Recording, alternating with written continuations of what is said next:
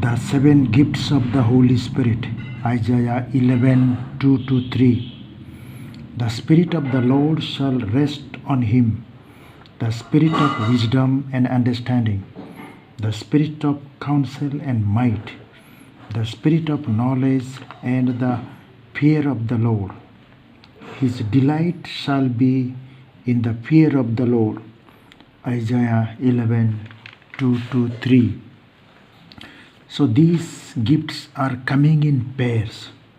The first 6 gifts are in pairs: wisdom and understanding, counsel and might, knowledge and fear of the Lord. The last gift is the delight in the fear of the Lord. That is the piety or the devotion. So a person delights, person rejoices in revering God. So in this way, these are the 7 gifts of the Holy Spirit. These gifts are permanently given to us when we were baptized. So the first gift, basically the wisdom. The wisdom is the knowledge and judgment of divine things. So God gives us that first gift, the God himself, the wisdom himself, the Holy Spirit himself. And that's why doing things in proper time, proper place and proper person and the proper action. That is what wisdom is. God does everything accordingly, according to the time and the place and the person and the action. That's what God is. So that is the wisdom, gift of wisdom, the top gift. And the second gift is the gift of understanding, standing under God. So in that, the highest truths for eternal salvation, we understand. Each person understands according to one's own capacity.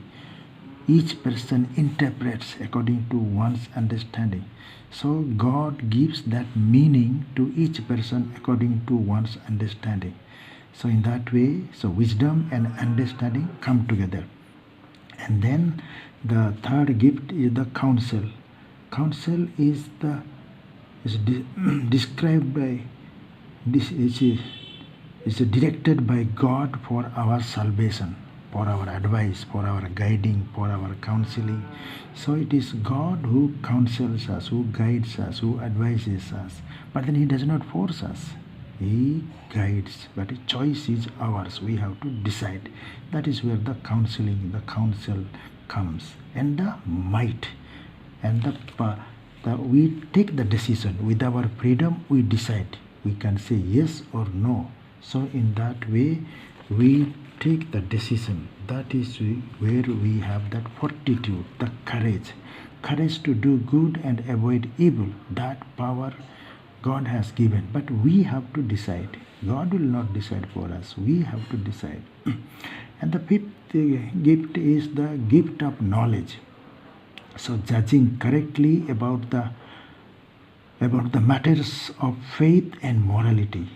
So that basic knowledge of the faith, believing in God and doing good, that is where that basic knowledge is given to us. What is good and what is wrong, and what has to be believed and what has to be not believed. That is the knowledge. Knowledge, the gift of knowledge is that. Also other gifts of the knowledge, all that technical and earthly things, the basic knowledge we have. So that also not. The primary knowledge is God, and afterwards the variety of knowledges God gives us. And knowledge and the fear of the Lord comes. Fear of the Lord is the reverence, filial and chaste fear. Reverence for God. We honor God. So in that way, the gift of knowledge and fear of the Lord comes together. So whatever the knowledge we have to use properly. So in that way. And the last gift is the Isaiah 11:3. So that is the delight in the fear of the Lord. That is the devotion. That is the piety. So paying homage to God, honoring God, worshipping God, delight, the happiness, rejoicing with God. So all these gifts have been given to us in our baptism. Again, they are confirmed in our confirmation. So in this way, these gifts are permanent. It is up to us how we are going to use. And that's why we participate in the very life of God. God has promised by Jesus. We will come to them and make our home with them. John 14:23, Jesus says, whoever loves me, he will or she will keep my word. And then we will come to them or come to him and we will live with them. That is the promise the triune God is telling, Father, Son and the Holy Spirit. So they will come and dwell with us. They will rest in us and they will guide us with these 7 gifts of the Holy Spirit. So let us participate in the divine nature of God.